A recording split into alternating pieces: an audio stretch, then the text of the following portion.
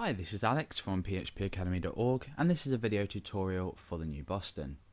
In this tutorial we're going to look at the HTML attribute in jQuery. Now the HTML attribute will do two things. The first use of it is to take HTML text, or HTML code I guess, from a particular element, and the second will actually input text into a particular element.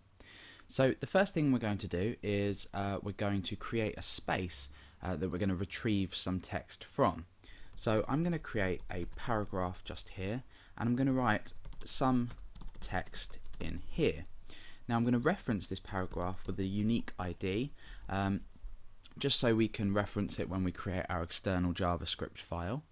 I'm going to call this just text. So now we can actually grab the text from this paragraph using the HTML attribute, and we reference it using text. So the next thing I'm going to do is create a blank paragraph down here, and I'm going to give this an ID of copy. And you'll notice that I haven't actually applied any text into this paragraph. Now I'm going to go ahead and create a button, and this is going to allow me to copy this text into here. So I'm going to create a type of button, and I'm going to give this a value of copy, and we also need to give this an ID as well, so we can apply an event handler to it so we know when the button has been pressed. So I'm just going to call this copy. Oh, in fact I'm not, because I've already called this copy. I'm going to call this copy underscore button. Okay, so now that we've done this, we need to create an external JavaScript file. We've already included jQuery, however we need to go ahead, create a new file and save this inside JS, the JS directory. So I'm going to call this html.js.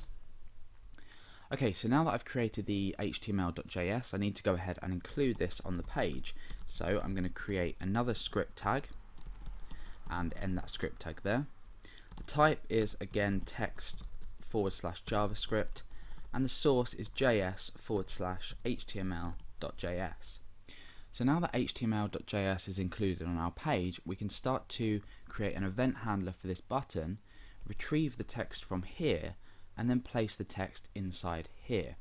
So let's go over to html.js and start to create our event handler. So we use a $, and inside of this we need to reference what we want to check for an event, and this is copy button. It's our button on our page. So I'm just going to type copy underscore button. Now just in the meantime I'm going to come over to my browser and refresh to see what we have. We have this copy button, the paragraph here, and then there's another paragraph underneath that we'll be copying the text to.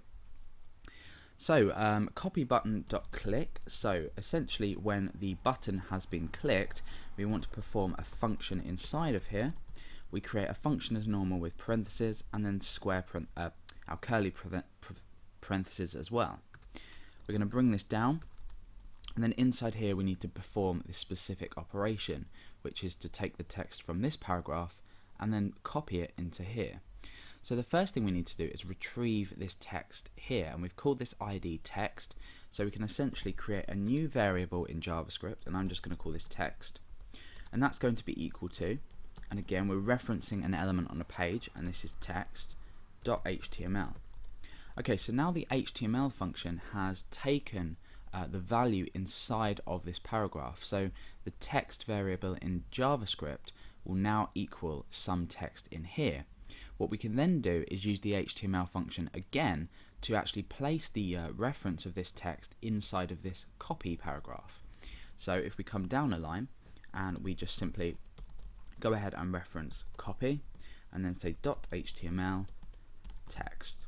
So let's just run over this again. We check for the clicking of the button, we store the text that's currently in the text paragraph, the first paragraph, and we store it in a variable called text. We then apply the HTML to this text button in here. Okay, this text paragraph, sorry. So let's go ahead and test this out. When I click copy, you'll see that it's duplicated the data. So because we're using the HTML function, this means that we can actually copy HTML text from one paragraph to another in this case. Obviously there are better uses for this. For example, data you might have retrieved from a database, you might want to put into a paragraph, a span, a div. But if I was to, for example, enclose this text in strong tags, you'll notice that when we carry out the same operation, it does actually carry the tags over as well. So the HTML function in jQuery is used to grab HTML data from one area, and then you can also then go ahead and put HTML content into another area.